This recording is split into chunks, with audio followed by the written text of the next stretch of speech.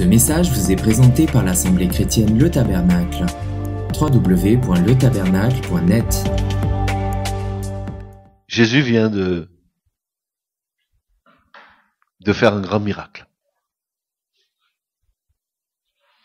Un miracle extraordinaire. Il vient de nourrir une première fois 5000 personnes.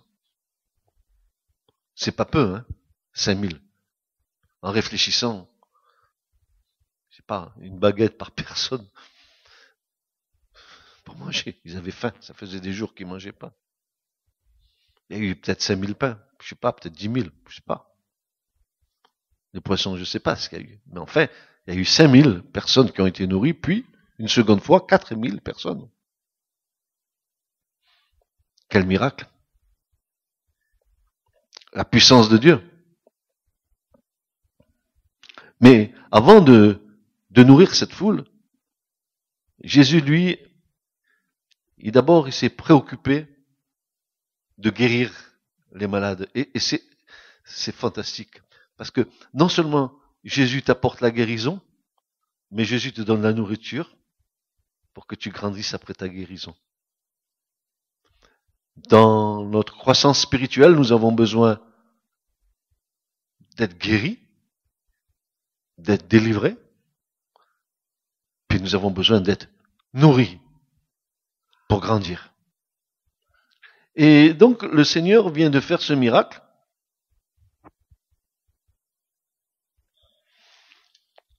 Il va poser une question. Ça m'a tellement interpellé, ça. Il pose une question qu'il n'aurait pas eu à poser, vu que les miracles ont été faits, qu'ils ont vus.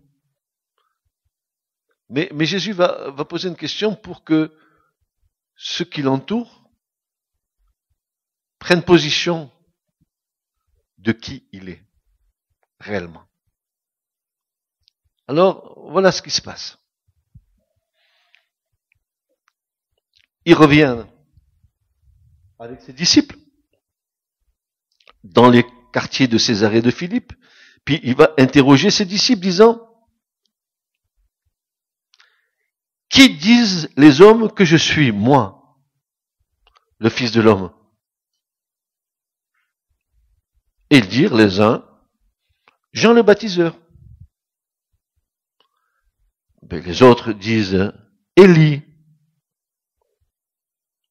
Et d'autres disent Jérémie ou l'un des prophètes. Vous comprenez? C'est des gens qui l'entourent. Quelle était la perception qu'ils avaient du Christ? Et Jésus voulait en avoir le corps net, bien qu'il sache ce qu'il y avait au fond du cœur de tous ses disciples. Il va les inciter, il va les pousser à se dévoiler quant à la perception qu'ils ont du Christ. Et voici, et il leur dit: et vous, qui dites-vous que je suis?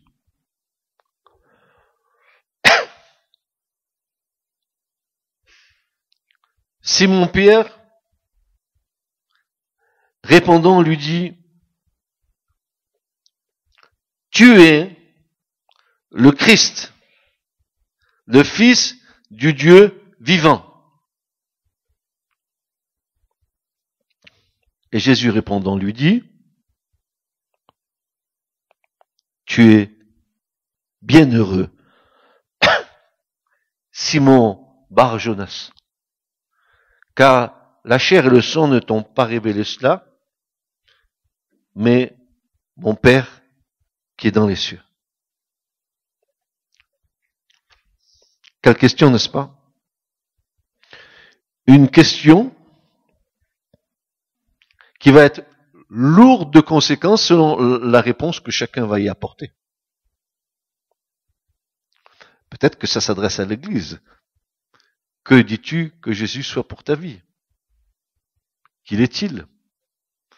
Quel Jésus connais-tu? Est-ce que tu t'es pas fait un Jésus à ton image? Ou est-ce le Jésus de l'Évangile? Ou est-ce le Jésus, Fils du Dieu vivant? Et toi, là-bas au fond, qui dis-tu qu'il est pour toi? Et toi, mon frère, et toi, ma sœur, que dis-tu qu'il soit pour ta vie? Une question qui aura le mérite de découvrir notre perception du Christ et surtout le degré de notre communion avec lui.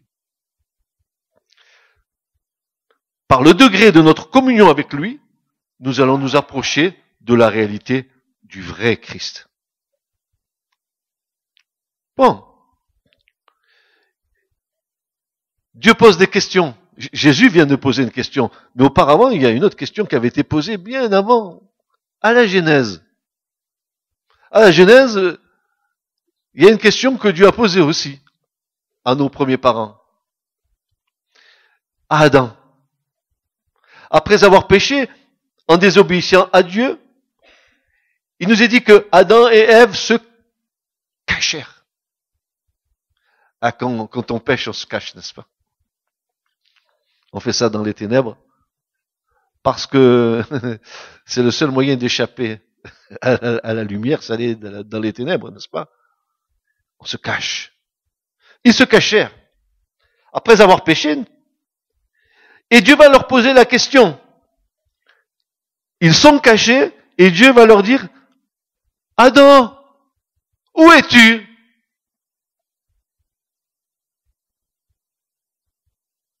Comme si Dieu, omnipotent, omniscient, ne savait pas où Adam était caché.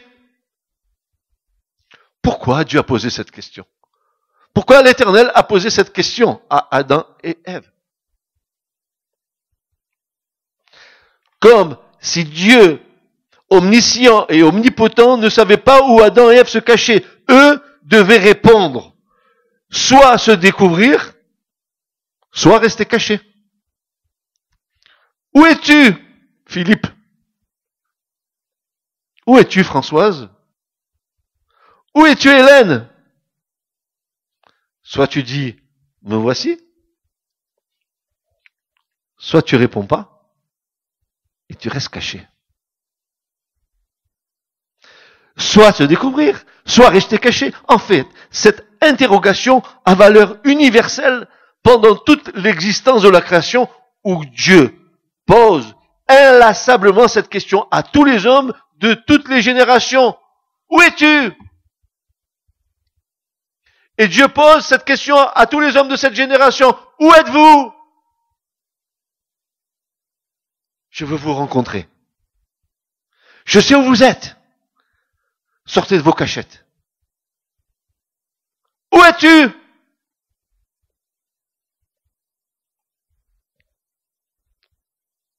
Selon la réponse, il y a une possibilité de rencontrer le Dieu vivant et vrai. Dieu cherche l'homme pour le rencontrer au cours de son existence. Et Jacques dit, approchez-vous de Dieu et lui, il s'approchera de vous. Si l'autre alternative, c'est de rester dans les ténèbres en se cachant. Il faut se décider à répondre, quelle que soit la réponse. Maintenant, voyons pourquoi Jésus a posé cette question en disant, et vous, que dites-vous que je suis? Une foule, et cette foule était languissante. Les foules qui suivaient Jésus avaient des besoins énormes. Frères et sœurs, je ne sais pas si vous vous rendez compte quand le Seigneur est apparu, quand il est venu en s'incarnant, qu'il est rentré dans cette génération-là. Ça faisait 400 ans qu'Israël n'avait jamais entendu un prophète. 400 ans d'un long silence. Dieu s'est tu. Où Dieu est-il passé pendant 400 ans? Comment se fait-il qu'il n'y ait eu aucun prophète qui se lève en Israël pendant 400 ans? Un silence. 400 ans pendant lesquels le peuple a subi différentes déportations, différentes occupations. Et la dernière, c'était les Romains, n'est-ce pas, quand Jésus est arrivé. 400 ans, aucune voix prophétique ne s'est levée en Israël. 400 ans, d'un silence de mort. Alors les foules étaient languissantes. Elles étaient perdues. Plus de direction divine. Quand Dieu ne parle plus, on est perdu dans ta vie. Quand tu crois que ça y est, ça fait longtemps, j'ai pas entendu, j'ai pas reçu quelque chose de Dieu, j'ai pas perçu qu'est-ce qui se passe, j'ai un silence. Non, Dieu lui, il n'a pas bougé. C'est moi qui ai bougé. Pas pareil.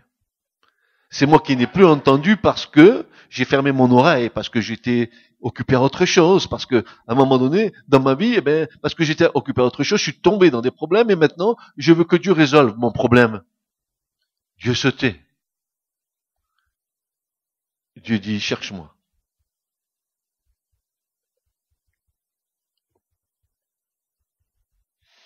Une foule languissante suivait Jésus. 400 années de silence dans le peuple de Dieu où aucun prophète ne s'était manifesté. Un silence douloureux pour un peuple habitué à voir Dieu agir dans toute sa puissance. Un silence pesant. Dieu sais-tu? Où est-il passé? Que fait-il? Nous a-t-il abandonnés?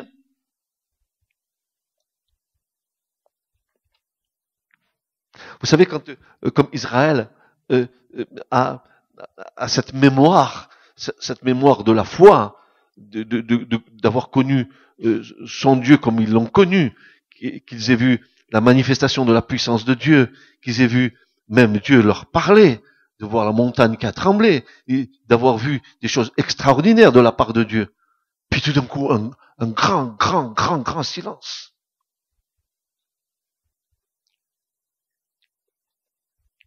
C'est comme ça aussi dans nos conversions. On peut, au départ de nos conversions, avoir vu la main de Dieu vraiment travailler avec nous, être avec nous, nous sortir de nos problèmes, etc. Et puis tout d'un coup, sans savoir pourquoi, il y a un silence.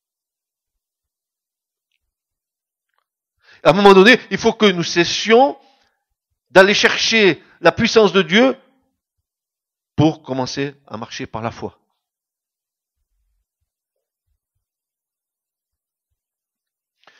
Sans la foi, il nous est impossible d'être agréable à Dieu. Il faut que celui qui s'approche de Dieu croit que Dieu existe.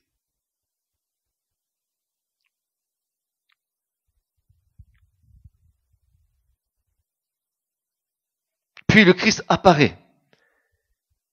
Sujet de contradiction au milieu du peuple.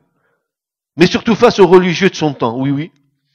Je crois que le peuple d'Israël, quand le Messie est venu, je pense que la majorité du peuple reconnaissait en Christ le Messie, mais à cause des religieux, à cause du carcan religieux, à cause que les religieux ont bouclé toutes les choses pour dénaturer le Christ. Il y avait tellement d'intérêt à ce que le Christ ne soit pas le Messie pour eux.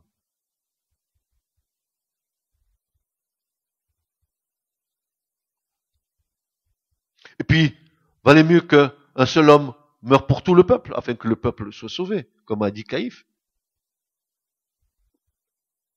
Mais d'un autre côté, Gamaliel a dit, attention, si cet homme vient de Dieu, n'allez pas lutter contre Dieu.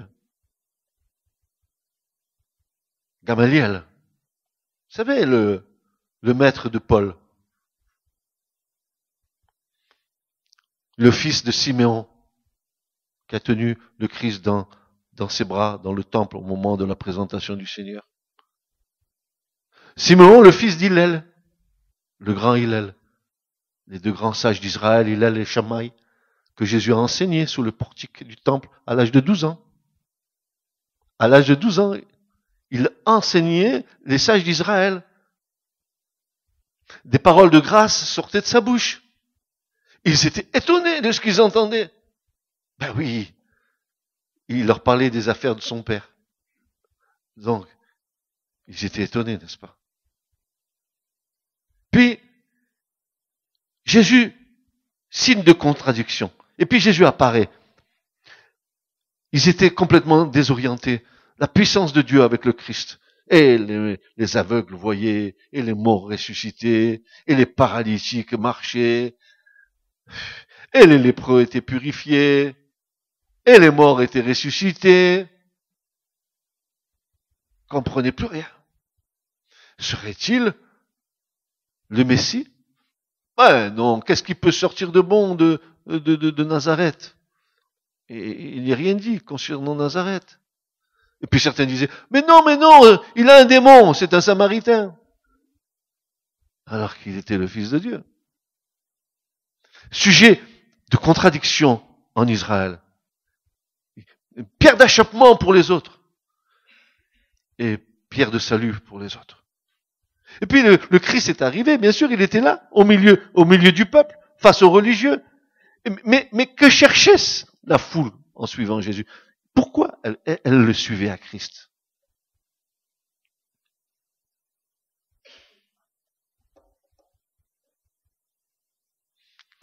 Les miracles. Souvenez-vous ce que Paul disait.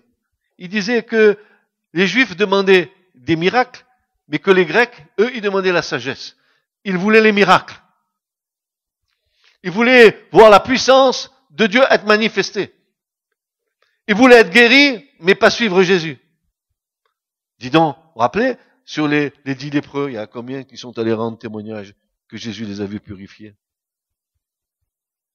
Ils voulaient le miracle pour un soulagement de leur bien-être. Mais quant à suivre Jésus, et dans l'église c'est pareil, hein, on a beaucoup qui veulent le miracle du Seigneur, hein, guéris-moi, guéris-moi, guéris-moi, mais pendant ce temps, après moi je fais ma vie. Et je peux te dire que si c'est ta mentalité, ne crois pas recevoir quelque chose de Dieu.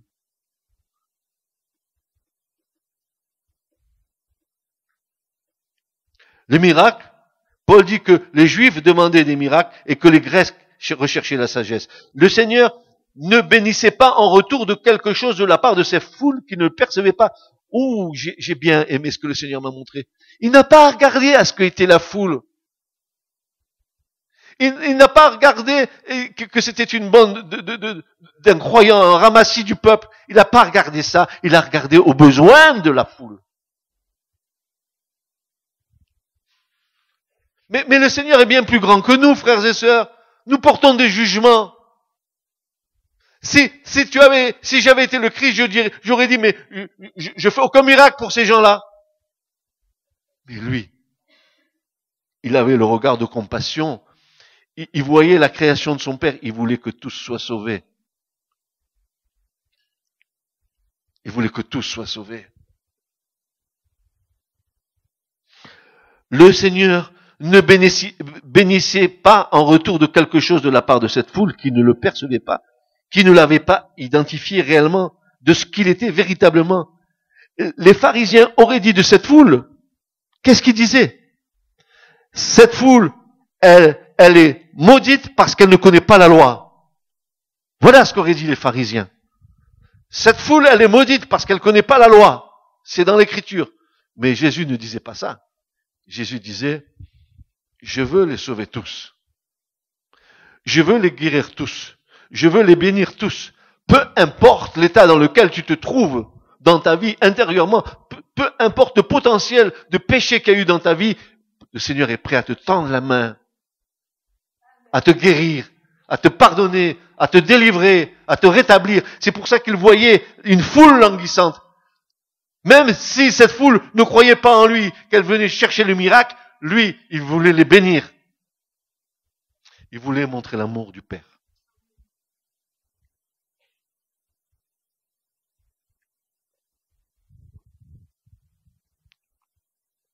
Non, le Christ, lui, était animé de compassion et de miséricorde. Il venait manifester l'amour du Père pour sa création.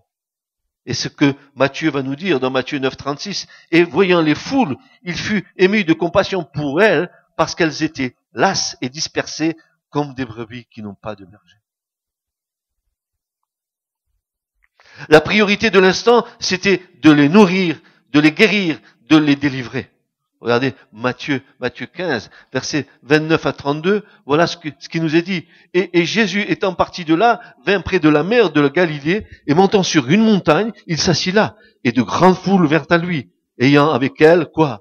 Des boiteux, des aveugles, des muets, des estropiés, et beaucoup d'autres. Et elles les jetèrent à ses pieds, et il les guérit. De sorte que les foules s'étonnèrent en voyant les muets parler, les estropiés guérir, les boiteux marcher et les aveugles voir. Elles glorifièrent le Dieu d'Israël. Et Jésus, ayant appelé à lui ses disciples, dit, je suis ému de compassion envers la foule. Je suis ému de compassion envers la foule. Ils ne regardaient pas à ce qu'ils étaient réellement. Ils ne regardaient pas à leurs péchés. D'abord, ils venaient pour leur faire grâce et miséricorde, pour leur montrer ce qu'était l'amour du Père. Ensuite, ils s'occupaient de leur âme. Nous devons réviser notre jugement vis-à-vis des autres.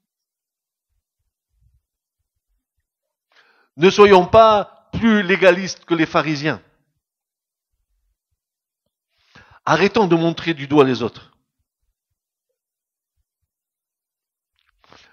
Ayons nos cœurs émus de compassion et de miséricorde pour ceux qui souffrent et parce qu'ils ne sont pas comme nous, que nous puissions les juger.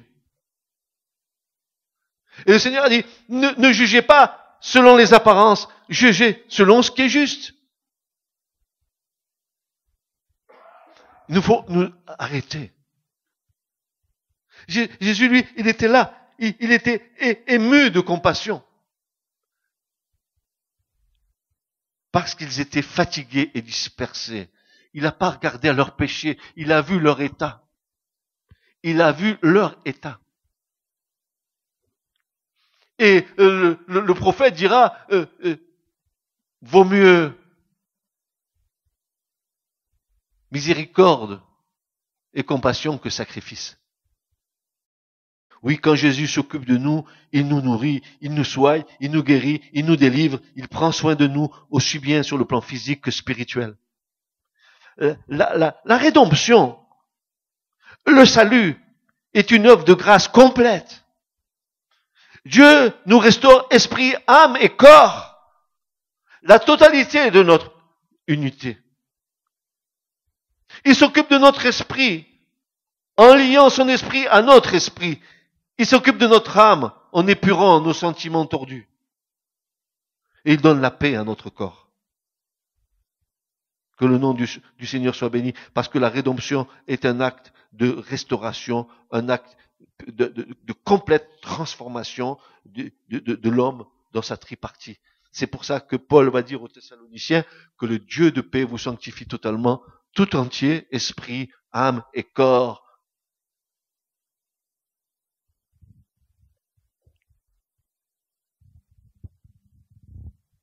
Y avait-il un préalable à l'action du Christ face à ce besoin? A-t-il demandé que la foule ait foi pour agir? Non. Est-ce qu'il leur a dit, vous avez foi en moi? Et si vous vous déclarez avoir foi en moi, alors je vais agir pour vous? Jamais de la vie, Jésus n'a jamais dit ça.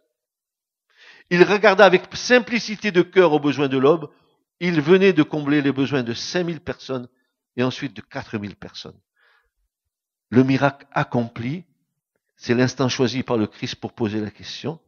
Il désirait savoir maintenant comment la foule le percevait. Autre question, avait-il besoin de savoir? Non.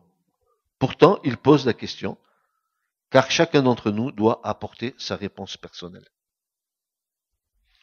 Alors, première question très intéressante, il est perçu comme étant le Baptiste. Vous savez, Jean dans le désert, cette voix qui crie dans la solitude, ah, ce Jean le Baptiste.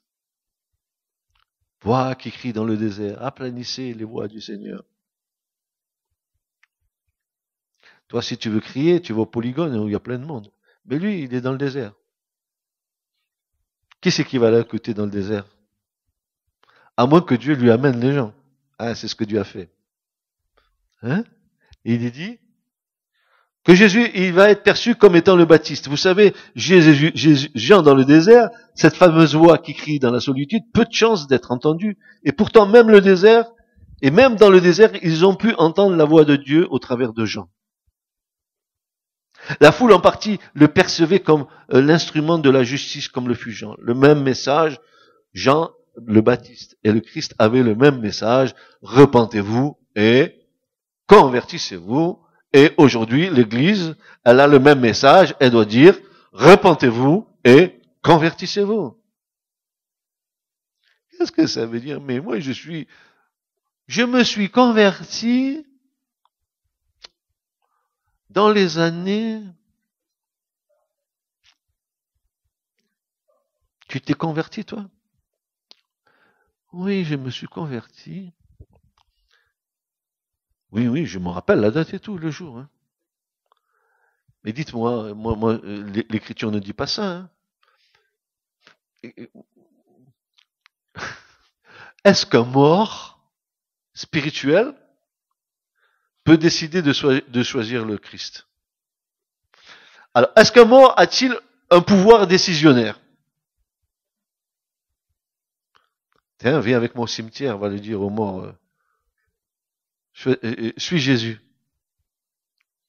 Non. Le Seigneur dit, ce sont les vivants qui me suivent, pas les morts. Et un mort spirituel, un mort qui n'a pas l'Esprit de Dieu, un mort qui est vivant, quoique mort. Quel paradoxe. Je suis vivant et je suis mort en même temps. Pourquoi je suis comme ça?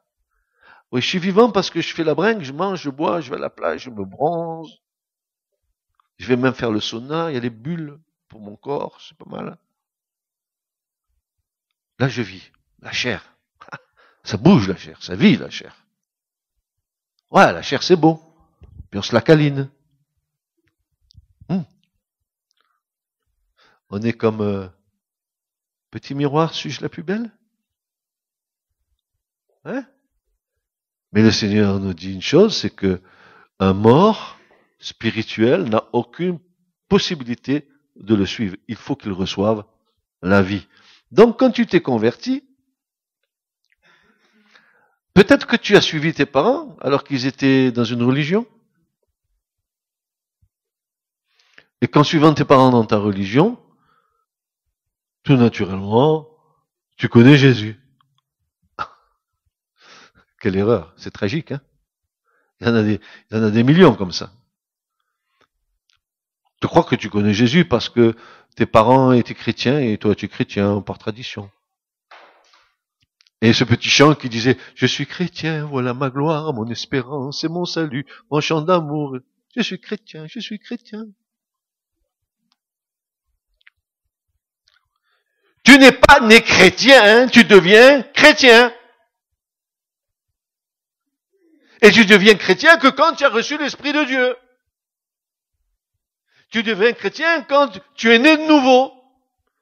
Tu deviens un enfant de Dieu quand le Père t'a attiré à Jésus.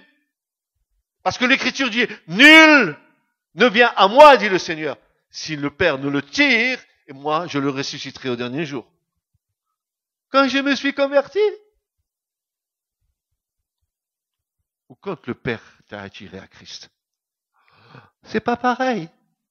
D'un côté c'est mon moi, et de l'autre côté c'est l'Esprit de Dieu.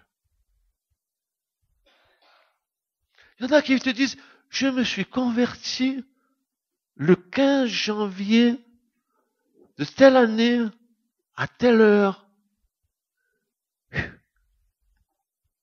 Comment arrive-t-il à dire ces choses? Parce que la conversion, c'est un processus. C'est un combat. C'est un combat entre les ténèbres et la lumière. Comme dit Paul aux Colossiens, il va dire ceci, béni soit le Père de notre Seigneur Jésus-Christ, béni soit le Père qui nous a arrachés du royaume des ténèbres pour nous transporter dans le royaume du Fils de son amour. Mais une conversion, une vraie conversion, c'est un combat. Tu crois que le diable, il va te lâcher comme ça? Si tu ne viens pas sous le regard du Seigneur, il va te tirer, il va te tirer. Et puis tu sais comment il te tire là-dedans. C'est comme un vélodrome. Ça tourne les pensées. Vous avez vu les cyclistes qui font sur piste? Ça tourne. Le système des pensées.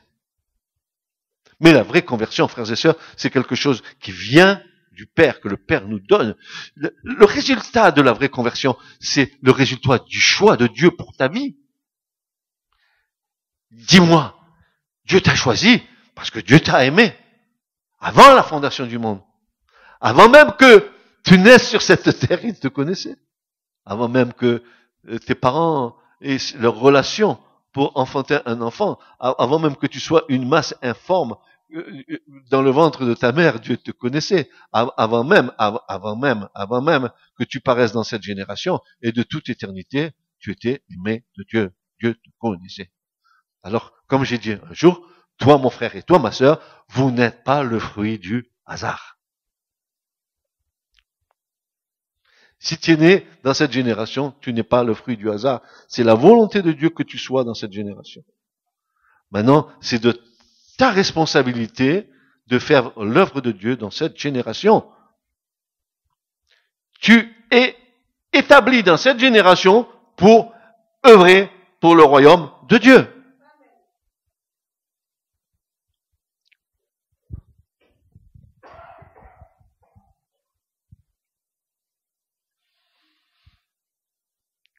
La foule, en partie, le percevait comme l'instrument de la justice, comme le fut Jean. Le même message, repentez-vous et convertissez-vous. C'est le seul message qui vaille la peine d'être prêché. C'est le message du salut en Christ Jésus, notre seul Seigneur et notre seul Sauveur.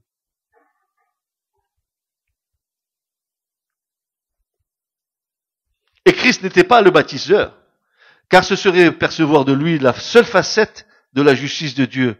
Il manque la grâce et la miséricorde.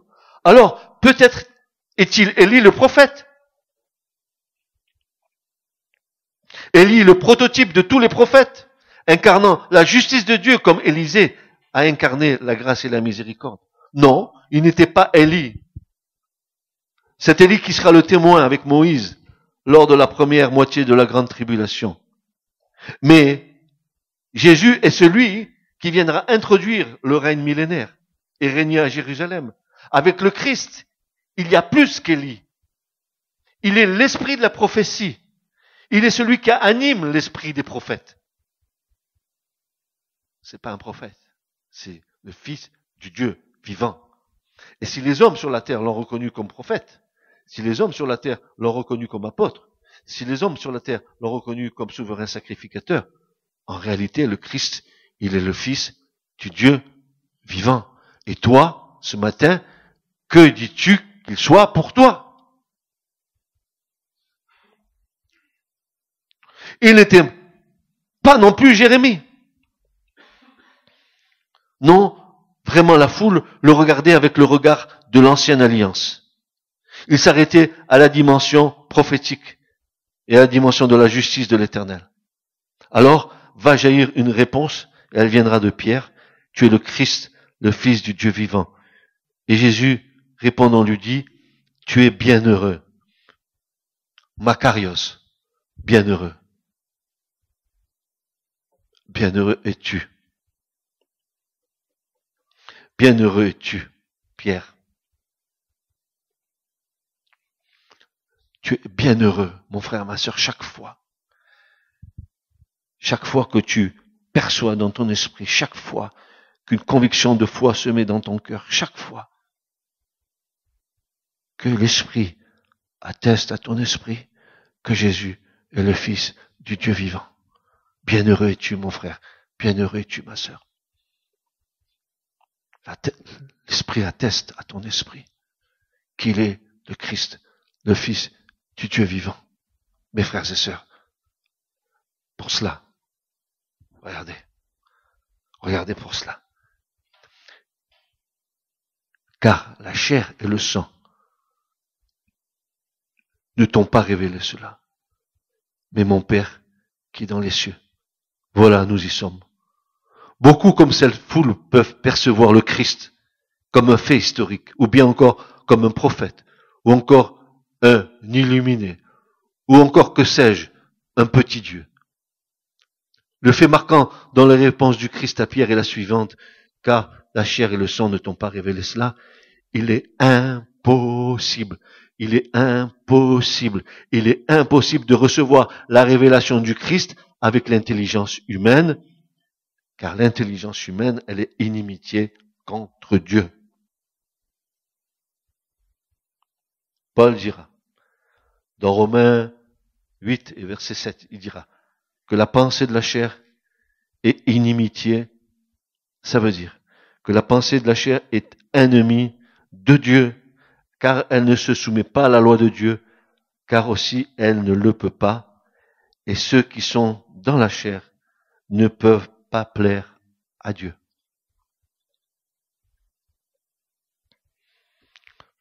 Il en a été ainsi avec Paul, l'apôtre, sur le chemin de Damas. Pour recevoir la révélation du Seigneur, les écailles de ses yeux ont dû tomber pour obtenir une nouvelle vision spirituelle. Vous comprenez ce que je suis en train de vous dire là? Vous suivez encore? Comme Paul écrira plus tard aux Éphésiens, suite à son expérience, il va dire ceci aux Éphésiens, au chapitre 1, versets 17 à 19, afin que le Dieu de notre Seigneur Jésus-Christ, le Père de gloire, vous donne l'esprit de sagesse et de révélation dans sa connaissance, les yeux de votre cœur étant illuminés. La révélation. Le cœur reçoit la révélation. Elle ne peut venir que par l'Esprit de Dieu. L'Esprit va te révéler qui est Christ. Il va te faire entrer dans des lieux secrets où tu ne soupçonnais même pas ces choses, parce que tu as décidé de lever le voile pour toi. Et ton cœur va être illuminé. Ton esprit va être illuminé. Tu vas saisir, tu vas comprendre. Tu vas être extasié. Tu vas adorer. Tu vas louer. Tu vas bénir. Parce que le voile s'est levé. Le voile s'est levé. Les yeux de votre cœur étant éclairés pour que vous sachiez quelle est l'espérance de son appel et quelles sont les richesses de la gloire de son héritage dans les saints et quelle est l'excellente grandeur de sa puissance envers nous qui croyons selon l'opération de la puissance de sa force. Et Jésus va dire, dans Matthieu 11, 27, il va dire, toutes choses m'ont été livrées par mon Père, et personne ne connaît le Fils, si ce n'est le Père, ni personne ne connaît le Père, si ce n'est le Fils, et celui à qui le Fils voudra le le révéler. Il faut que tu aies la révélation de savoir qui est Jésus. Pas le Jésus que la religion t'enseignait, pas le Jésus historique, pas le Jésus qui est le fruit et l'imagination de tes pensées, le vrai Seigneur. Seule la révélation qui vient du Père pour toi te permettra de saisir qui il est. Et vous, que dites-vous qu'il est pour vous? Je pose la question ce matin.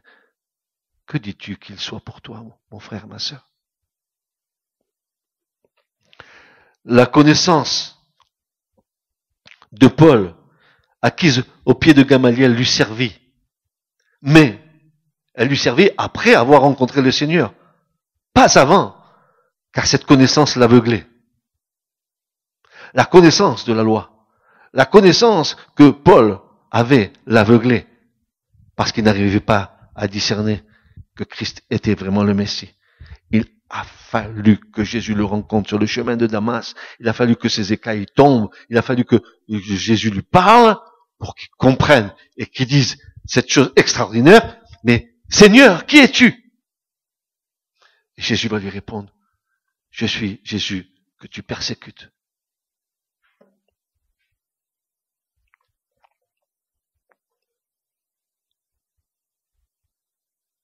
À la fin, Paul dira cette chose extraordinaire.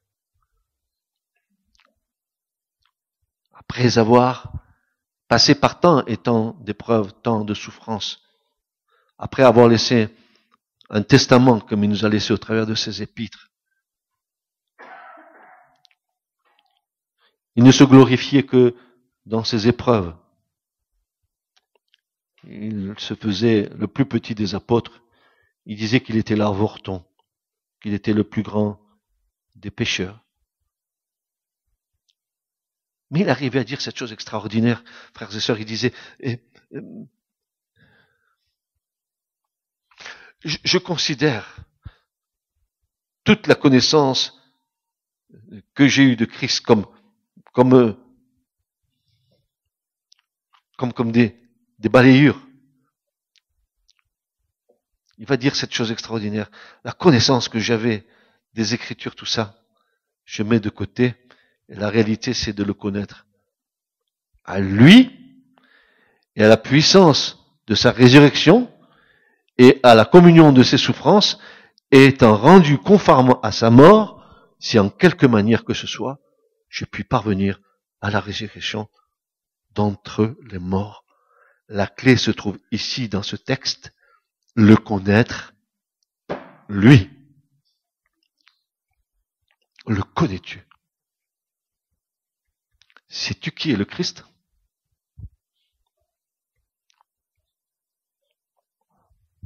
Qui est le Messie? Qui est-il? Quelle est notre approche du Christ? L'avons-nous découvert dans les Écritures? S'est-il laissé découvrir par nous? Jésus leur dira à un moment donné, vous sondez les Écritures, car vous estimez avoir en elles la vie éternelle. Mais ce sont elles qui rendent témoignage de moi. Jean 5, 39. Pouvons-nous affirmer avec une foi inébranlable, comme Pierre, tu es le Christ, le Fils du Dieu vivant? Et si telle est notre confession de foi, l'avez-vous découvert avec l'aide éminemment précieuse du Saint-Esprit? L'avez-vous découvert dans tous les premiers versets de la Genèse? Où est-il, lui, le créateur du monde, visible et invisible? Est-ce que les yeux de votre cœur ont été illuminés à ce moment-là? Et recevant la substance de cette révélation, avez-vous adoré? Avez-vous adoré quand vous avez découvert le Christ au premier mot du premier verset de la Genèse? Avez-vous compris quelle est la sagesse de Dieu? Quelle est l'intelligence de Dieu? Avez-vous compris que lui, il est le Christ, le Fils du Dieu vivant, et que c'est lui qui a tout créé? Tout a été créé par lui et pour lui. Et en recevant cette révélation, es-tu tombé à genoux et as-tu adoré?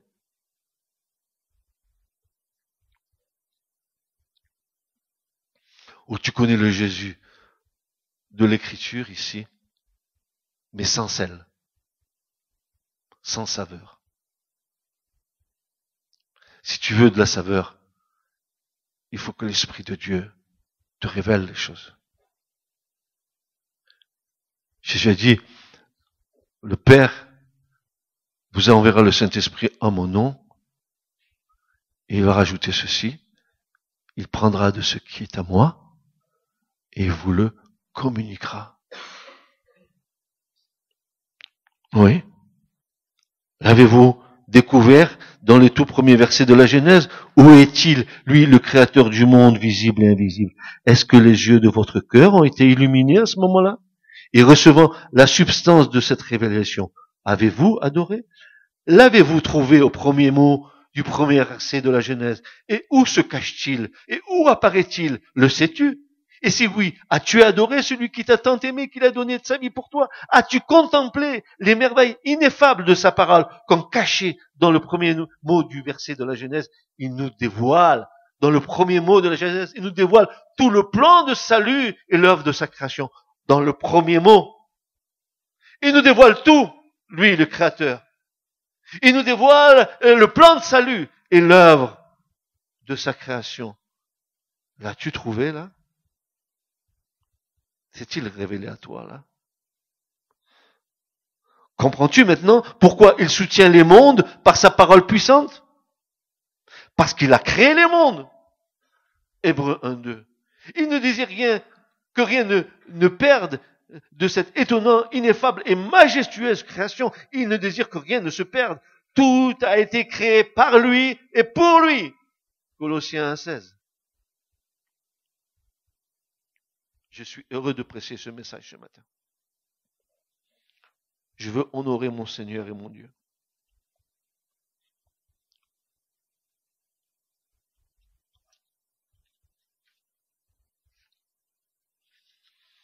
Car par lui ont été créées toutes choses, les choses qui sont dans les cieux et les choses qui sont sur la terre, les visibles et les invisibles, soit les trônes ou seigneuries ou principautés ou autorités, toutes choses ont été créées par lui et pour lui, et lui, il est avant toutes choses, et toutes choses subsistent en lui.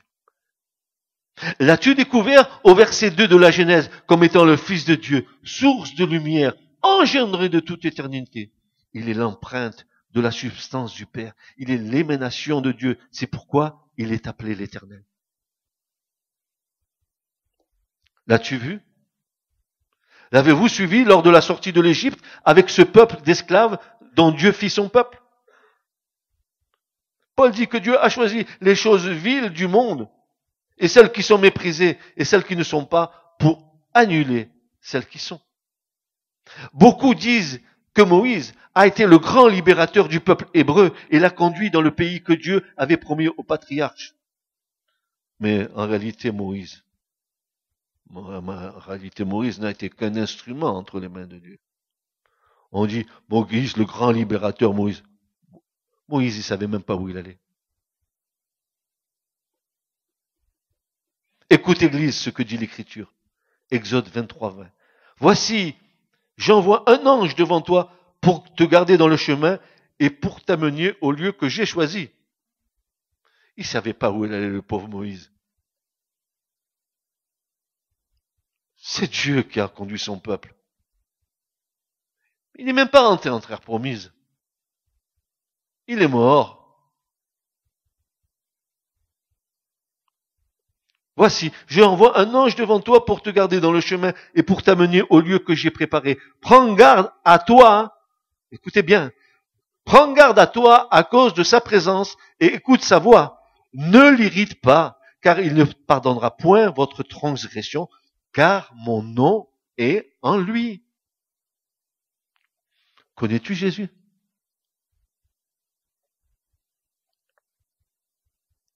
Selon la vérité, cet ange qui est annoncé ici est l'ange, le Goël, le Rédempteur, en qui réside le grand nom. Son nom, c'est lui-même. Ce nom qui est lui veut dire que toute la plénitude de la divinité habite en lui. Celui qui m'a vu, il a vu le Père. Le Père et moi, nous sommes un. Un, indivisible, inséparable. Père, Fils, Saint-Esprit. On ne peut pas les séparer. Quand tu vois le Père, tu vois le Fils. Quand tu vois le Fils, tu vois le Père. Quand tu vois l'Esprit, tu vois le Fils. Quand tu vois le Fils, tu vois le Père. Le Goël, en qui réside le grand nom. Son nom, c'est lui-même. Ce nom qui est lui veut dire que toute la plénitude de la divinité habite en lui. Il est le grand législateur. Il est l'ange de l'alliance. Il est la parole du Seigneur. C'est un être non créé et Seigneur. C'est la mimra, la parole incréée de Dieu. C'est le logos, le verbe de Jean, le disciple bien-aimé du Seigneur. L'as-tu découvert quand il fondait la terre? Où sais-tu où est le chemin vers le séjour de la lumière? Et les ténèbres, où est leur place? Conduis-tu les lois des cieux ou établis-tu leur empire sur la terre? C'est lui, cet ange, qui fera sortir et amènera le peuple dans le pays de la promesse. Écoute encore, Église. Exode 33, versets 12 à 17. Moïse dit à l'Éternel, Exode 33, versets 12 à 17. Regarde, tu me dis, fais monter ce peuple, et tu ne m'as pas fait connaître celui que tu enverras avec moi. Et tu as dit, je te connais par nom, et tu as aussi trouvé grâce à mes yeux. Et maintenant, je te prie, si j'ai trouvé grâce à tes yeux, fais-moi connaître, je te prie, ton chemin. Et je te connaîtrai, afin que je trouve grâce à tes yeux. Et considère que cette nation est ton peuple. Et l'Éternel dit, ma face ira, et je te donnerai du repos. Et Moïse lui dit, si ta face ne vient pas, ne nous fais pas monter d'ici. Car à quoi connaîtrons-nous que je t'ai trouvé grâce à ce peuple? Ne sera-ce pas en ce que tu marcheras avec nous? Ainsi, moi et ton peuple, nous serons séparés de tout peuple qui est sur la surface de la terre. Et l'Éternel dit à Moïse, je ferai cela aussi dont tu as parlé, car tu as trouvé grâce à mes yeux, et je te connais par ton nom. Quand Moïse demande à Dieu au verset 13, fais-moi connaître, je te prie, ton chemin, il le supplie de lui révéler un de ses attributs par lequel il puisse le connaître. Et Dieu lui répond, ma face, c'est-à-dire ma présence, ira. Cette présence, c'est l'empreinte de sa substance. C'est le resplendissement de sa gloire, de laquelle il est écrit dans Ésaïe 63:9. L'ange de sa face les a sauvés. C'est-à-dire l'ange qui est l'empreinte de sa substance. C'est pour cela qu'il est dit dans Exode 23:22, je serai les ennemis de tes ennemis et l'adversaire de tes adversaires à travers lui, c'est-à-dire à travers l'ange. Et il ajoute au verset 23, je les exterminerai. Dieu dit, prends garde à toi à cause de sa présence. En raison de la justice de Dieu, l'homme devait prendre garde au châtiment de ses fautes infligées par l'ange. Écoutez attentivement sa voix. C'est un avertissement de ne pas avoir à offenser une des personnes de la divinité. C'est pour cela qu'il est dit immédiatement, ne l'irrite pas. Les rabbins ont expliqué ces choses ainsi, ces paroles ainsi. Ne me provoque pas en lui, que personne n'oublie que nous sommes tous un seul Dieu indivisible.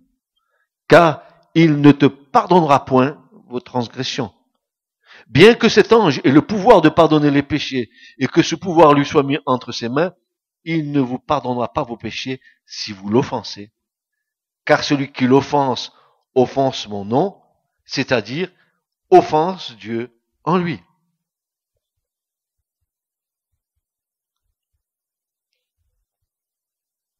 Maintenant, il nous faut arriver à la fin de ce message. Paul va dire, pour remettre à niveau ce message,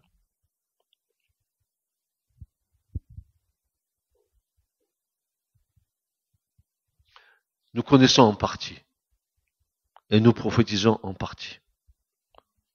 Nous connaissons en partie. Et Paul va dire que si quelqu'un croit savoir quelque chose, il n'a pas encore connu comme il faut connaître.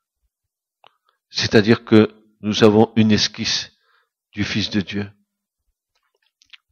Approchez-vous de lui, il s'approchera de vous, et nous les découvrons de plus en plus. Et Paul va encore dire, dans 2 Corinthiens 5:16, en sorte que nous désormais, nous ne connaissons personne selon la chair. Et si même nous avons connu Christ selon la chair, toutefois maintenant, nous ne le connaissons plus ainsi.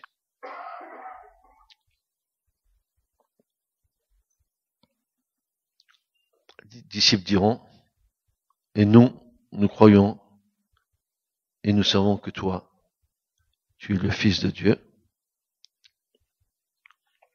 Et Marthe, au pied de Jésus, au moment si douloureux de la mort de Lazare, Marthe va dire au Seigneur, oui Seigneur, moi je crois que tu es le Christ, le Fils de Dieu qui est venu dans le monde.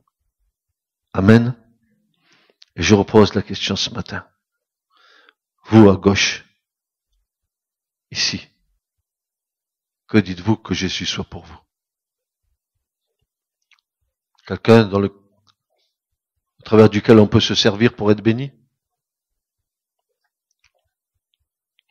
Ou as-tu réalisé qu'il est vraiment le Fils de Dieu et qu'au-delà de tes besoins personnels ou matériels, tout ce que tu voudras, il est avant toute chose le Fils de Dieu? Là, vous au centre. Qu'est-ce que vous dites que Jésus soit pour vous?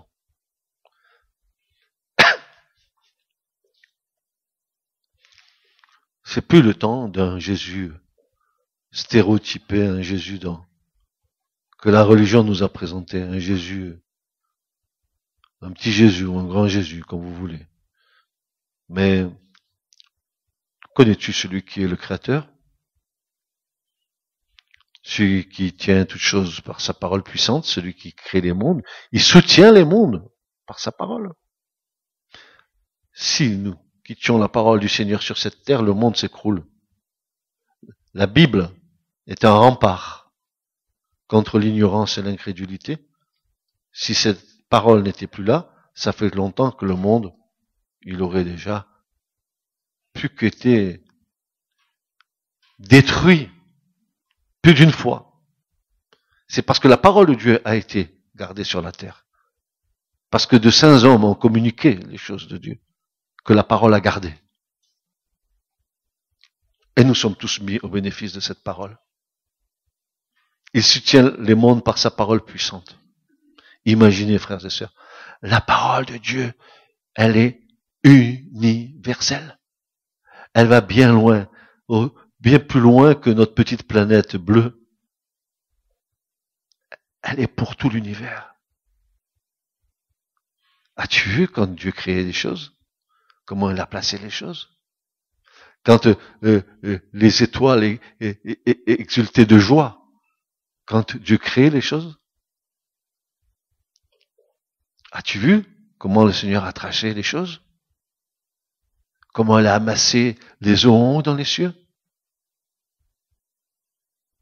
As-tu vu ces choses? Connais-tu ces choses? Alors mon encouragement ce matin, c'est cherchez et vous trouverez. Frappez au cœur du Père et il vous ouvrira. Et il vous laissera découvrir qui il est. Et quand tu rentreras dans un petit peu de la révélation, tu vas te mettre à genoux et tu vas adorer. Ton cœur sera bouleversé. Ton esprit est révolutionné par ce que tu reçois de Dieu. Ainsi en est-il. Que Dieu vous bénisse, n'est-ce pas? Qu'il vous remplisse de sa présence. Que vous le découvriez comme votre seul Seigneur, votre seul Sauveur. Que vous ne jetiez pas des regards à droite et à gauche. Ça ne sert à rien qu'à nous détourner de la voie.